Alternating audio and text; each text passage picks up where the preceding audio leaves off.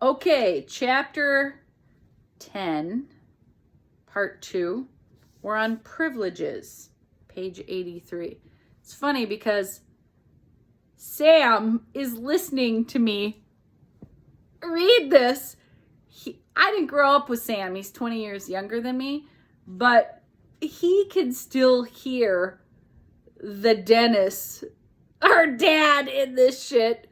And obviously my dad got a little looser over time, but was fairly strict. So you're going to hear the Dennis and this shit coming up for sure. Not privileges so much as the manual labor part. All right, privileges. Yep, that's right. Seems to be a thing these days that privileges are automatic instead of earned. That's about to change. There's a new sheriff in town. If your family has been thrown into a crisis because of cutting and the behaviors that often come with cutting, things need to change. And if there are other kids in the house of any age, they can follow the plan too.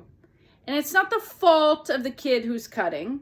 It's something that you've decided would be better for the whole family, and you wish you'd put the plan in place a long time ago, or whatever gets them on board. You are the parents. You make the rules. And if you want to change the rules for the betterment of the family, well, by God, you're going to do that. You feel me? Privileges that, in my book, are not automatic. Phone. Yeah, you read that right. Phone. Car. Laptop, even if it's for school. Spending money. Going out with friends. Internet. Yes, it's not that hard to separate school stuff from leisure stuff. So this is by no means a complete list. You will make that. And you don't need to agree with my list. You base it on your own family's values. I just wanted to offer you some support in thinking that your kids are not entitled to any of these things, and you bought them, so you own them. They will disagree, but who gives a rat's arse about that? And who's been teaching them that, by the way? You want your kids to act respectfully, know the value of money, ask politely and be grateful, learn time management, no tantrums as adults when everything doesn't go their way? Well, of course you do. So get really, really clear on what your family considers, or now considers, a privilege. And privileges are earned and can, therefore, be taken away. Consequences. So I guess the word punishment is out of fashion, and I get it. Language does matter. And it's probably progressive that knocking your kid into next week for mouthing off at the grocery store is out of fashion too. Time marches on. There's a percentage of the grocery store scenario that I do actually agree with. And before you lose your shit, I'm a survivor of childhood's physical and psychological abuse. I am also a practitioner of dialectics, the Venn diagram. And I think that life is not as simple as black and white, but is in fact gray. I don't believe in child abuse, of course not. But I am not 100% against spankings, either when they are not delivered in anger or meant to degrade or strip dignity. For our purpose and the purposes of your family's plan, consequences simply means the taking away of privileges. So for a consequence to work, you have to take away a thing your kid cares about, maybe the most. So if they've been shut down lately, which I see a lot with kids in the throes of cutting, telling them they can't hang out with their friends tonight or they cannot participate in their extracurricular activity until a chore is done may not work. They may be like, fine, and not finish the chore and happily take the consequence. But If they're blowing off their studies and friends are everything, and you say no internet until your homework is finished, they may think they can be on the computer pretending to do their homework, but really they're DMing their friends. That's an easy one. You ask them how long they think their homework will take, let's say 2 hours. Then inform them that you'll be back to check it, and it better match up with their teacher's online program that lists their assignments and when they're due. And then they can be on with their friends for an hour or whatever time frame you deem reasonable after that. You must come in at the agreed upon time and check like you said you would. No consequence is worth a damn without diligent follow-through, which is also why you never want to threaten a kid with a consequence you have no intention of following through on. That's a very quick way to lose credibility with a teen or young adult. So you go back and see if the homework is done, and if it matches what was due tomorrow, and then they get an hour online for pleasure, or they don't. By the way, no phone or computer can ever be left in the kids' room at night. They turn their phone in to you each night and get it back in the morning. Young people never turn their phones off at night because FOMO, fear of missing out. I'm not kidding. They will be even more sleep deprived than they already are, and that makes for a cranky kid and a slow recovery. I also suggest getting a padlock small enough to go through the hole in an outlet plug so they are not on the computer all night. Laptops, like phones, obviously are not left in the room at night. The tiny padlock prevents them from even plugging in a desktop. The quickest, easiest, and maybe most effective consequence is taking the kid's phone.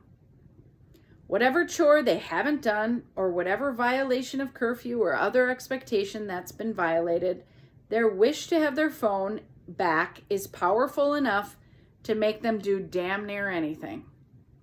I'm sure you already know this, but I suspect you underuse this as a consequence. Why? Well, what I hear a lot, I want to be able to reach them when they're out, as though we never lived in a world without cell phones. Okay, well, maybe they don't go out then. Or you keep an old flip phone on your plan for just such an occasion. You can still buy flip phones, by the way, and they're cheap. I cannot tell you what an effective consequence that is. It's gold. Manual labor as a consequence. You can ask any of my past or present participants. I am a huge fan. You got some leaves out in the yard? The garage needs cleaning. Hedges need clipping. Lawn needs mowing. Whatever. The more mundane, the better. I have even encouraged parents to have the kid go out and dig a certain size hole, wait till they come in, and say when they're finished, wait till they come in and say they're finished, and then say, now go fill it up. Why? Because it's the suckiest thing I could think of at the time. The sheer futility of it makes it a winner. Plus, it's exercise. The majority of young people do not get enough physical exercise, and they need it. We all do. Plus, activity that raises the heart rate even moderately for a sustained 20 minutes is a mood stabilizer. It mellows out anxiety and lifts and prevents depression. Manual labor is all around good for them. That's a big part of what makes a good wilderness program so effective. See, even my consequences are made of love. Grounding. My kind of grounding, as you may have guessed, is hardcore. Everything goes. All privileges are suspended until that's the thing. I think the most important thing about grounding a kid, however you choose to do it, is defining beforehand, ideally in the contract, how long it's going to be. Then you don't flake, they don't beg, and most importantly, there's no shame. You don't say, when things improve. What things? Improve to what? That's way too vague, and it doesn't put the kid in charge of doing their time with their dignity intact. I don't see the psychological benefit your kid gets from you just holding being grounded over their head to get them to do things. No. Be clear. What's gone? How long? What kind of time will get tacked on for wheedling or new screw-ups, etc. Every last detail. Clarity is key. It creates a sense of psychological safety for kids to know what's coming if they choose to break the rules. Breaking the rules is part of adolescence. Hell, it's part of life. And you want them to know that when they make the choice, they must be prepared to accept the consequences. I call it learning to eat your shit sandwich with dignity. And I guess that's some kind of humble pie spinoff. But the bottom line is, it builds character to be able to do it. And life has a lot of that. So they might as well learn to do it now. They'll be happier for it too. They all are. I worked with a high school kid once who kept getting subpar grades and was obviously intelligent. I warned this kid for at least 2 semesters that if they tanked their grades again, I'd see to it they got grounded. Sure enough, crappy grades. Sure enough, I called the mom in and I laid out a plan. A full semester of no socializing, no phone, no internet, no nothing. The kid immediately mentioned a birthday party for a close friend that was in 2 days. The mom wavered. I said, "Yeah, no, you won't be going." The kid was crushed and got over it. The semester progressed, and the kid actually did their own adherence to the grounding by the near end of the semester. Why? Because kids crave boundaries. They don't like them, but they sense they need them. And they don't have to like them. Railing against rules is part of their job as a teen. They do have to follow them or face more consequences. So how did it turn out? That kid got straight A's the last 3 semesters in a row of high school. Then they went on to a big university and rocked it. 4 B's and all the rest A's in all of college. The graduation ceremony is in a month. I am incredibly proud. I could cry. Next section. Don't be a fucking narcissist. I don't mean narcissist in the way it's used in everyday lay person's terms.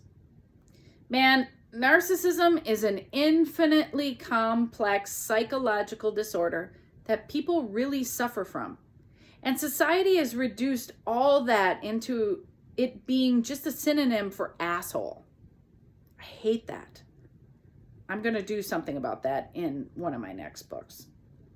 No, when I instruct you in this context, what I mean is sometimes, as a parent, you got to do shit you hate for the benefit of your kid. You have to teach them the things they need to know in order to be successful and happy in the world at large. And, like it or not, that means sometimes you need to be the bad guy. You are not the kid's friend. They have friends. And they're their own age. You're too old to be their friend. They don't want old friends. And why would you want a friend that young? That's weird. When I hear someone say that they're their kid's friend, I want to puke. All I hear in that is, I suffer from such a pervasive feeling of inadequacy that I don't even step in and discipline my kid when they're fucking up. Because I'm so fragile in who I am, I need everyone, including my kid, to think I'm a good guy And my needs come before the well-being of the person I brought into the world and am responsible for. Gross. Gross! I hope that you can see how destructive that is. It's not about you.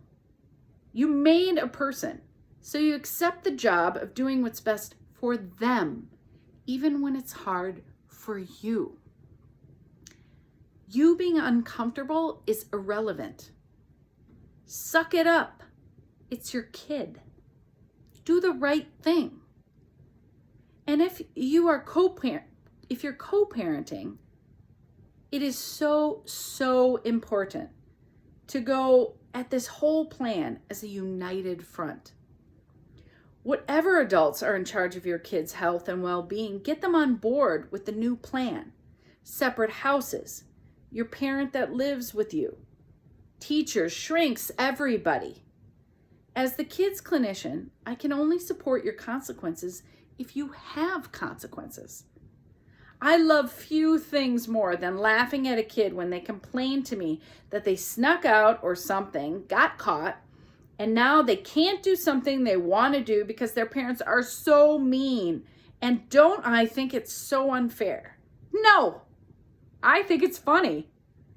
I think your parents are doing their goddamn job. And frankly, I'm surprised you would come in here with me and try to float that sad-faced, sorry-ass plea for validation. It's the perfect setup for me to drop one of my famous lines. You want some cheese with that wine? Ah, classic Dr. Kelly stuff. And then my making fun of them in that moment tells them, 1, I'm not an idiot.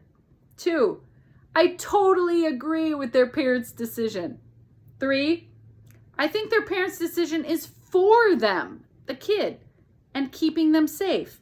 And 4, I believe they have the self-esteem, ego strength, and resilience to handle the sick burn like the classic I just laid down.